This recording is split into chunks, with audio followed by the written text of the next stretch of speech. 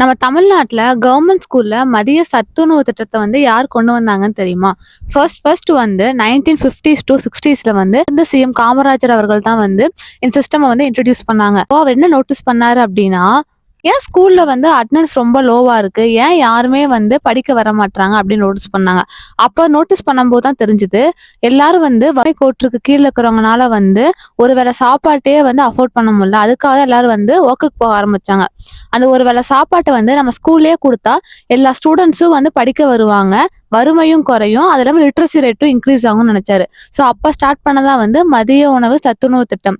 So அப்போ காமராஜரை start பண்ணி அதுக்கப்புறம் அறிஞர் அண்ணா அவர் வந்ததுக்கு அப்புறம் இந்த மீல் சிஸ்டத்தை நல்லா ஸ்ட்ராங் பண்ணாரு. அதுக்கப்புறம் கலைஞர் அவர்கள் இந்த சத்துணவு திட்டம் இல்லாம ஸ்டூடெண்ட்ஸ்க்குலாம் ஃப்ரீ நோட் புக்ஸ் கொடுக்க ஆரம்பிச்சாங்க. அதுக்கப்புறம் எம்ஜிஆர் அவர்கள் இந்த திட்டத்துக்கூட மதிய எல்லா ஸ்டூடெண்ட்ஸ்க்கும் ஒரு முட்டை கொடுக்கணும்னு ஒரு உத்தரவு போட்டாங்க.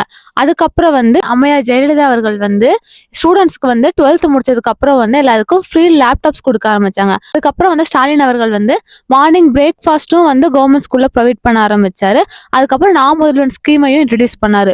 ஸோ காமராஜர் காலத்துல ஆரம்பிச்ச சத்துணவு திட்டம் இப்போ ஸ்டாலின் சார் வரைக்கும் மார்னிங் பிரேக்ஃபாஸ்ட் அளவுக்கு இம்ப்ரூவ் ஆகி அது இல்லாம கோர்சஸ் அளவுக்கு டெவலப் ஆயிருக்குது. ஸோ இதை பத்தி நீங்க என்ன நினைக்கிறீங்கன்னு மறக்காம கமெண்ட் பண்ணிட்டு போங்க.